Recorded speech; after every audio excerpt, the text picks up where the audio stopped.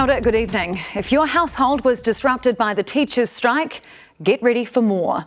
Teachers are threatening a 2-day strike if their demands are not met by the government. Tens of thousands of teachers rallied all over the country today in their first full-day strike for 24 years.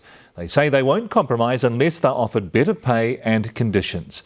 Lisette Raymer reports. 1, 2, 3, 4. Today they were using their outside voices, calling for more support. What bra? We can't afford bras! For more time with their families. I want to spend more time with you. And for better resources. It's actually really hard to talk about it without getting upset. This South Auckland Deputy Principal overwhelmed with emotion during today's march and overwhelmed by the demands on her and her staff. These kids are neglected, unfed, uncared for, and this is the only people that love them and care for them. We need help to do that. Over 400,000 primary and intermediate aged children were off school because of today's strikes, many of those using their time out of the classroom, To support our teachers! campaigning on their teachers' behalf. They need to get more money so they can afford property in Auckland, because it's tough out there. Parents proving unfazed by the day off school. It is inconvenient, but sometimes it makes people stop and to pay attention. And with tens of thousands of people out across the country, marching through Dunedin, Christchurch and Wellington, and standing out in smaller towns like Owakuni, it's clear people are paying attention. After torrential rain all morning here in Auckland, the sun is now well and truly shining down on this march as thousands of parents, teachers and children fight to have their voice heard. To get our parents, communities, our colleagues out here in these sort of numbers is absolutely historic.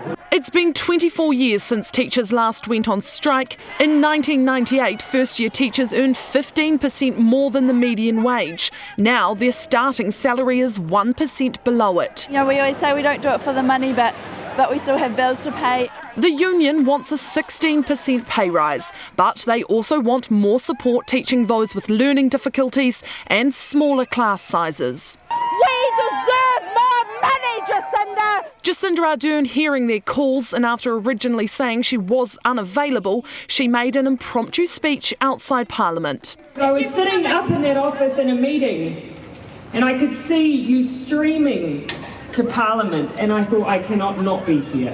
The government committed to going back to the negotiating table, but adamant the offer they've made is fair. That offer would boost the top scale salary to just over $80,000 and an entry salary to just over $55,000. It's roughly double what they were getting under the previous government, but in 9 months in government we can't make up for the 9 years of neglect that we inherited. They say the government's listening very carefully to those concerns. But how well? Because while Minister Hipkins said this, I would be concerned if they were talking about further strike action now before they've even started negotiations again. A vote to escalate their protest to a future 2-day strike was met with thunderous support. It shows a strength of determination and feeling. Teachers at crisis point. Oh, we're frustrated. We've had a guts full. I've poured my heart out 18 years in the profession, and I haven't done it for money. I've done it for the love and the passion of the kids I've taught. And, I've got nothing left. We're sucked dry, people. Hoping the threat of a 2-day strike will force the government to make more of an effort to meet their demands. Lisette Raymer, Newshub. On the day of the teachers' strike, there were fiery scenes during question time, with Education Minister Chris Hipkins calling Simon Bridges a chauvinistic pig. Bridges was questioning the Prime Minister about the teachers' strike and implied Finance Minister Grant Robertson was telling Jacinda Ardern how to answer. I was anticipating an answer from the ventriloquist. I apologise for calling the Leader of the Opposition a chauvinistic pig.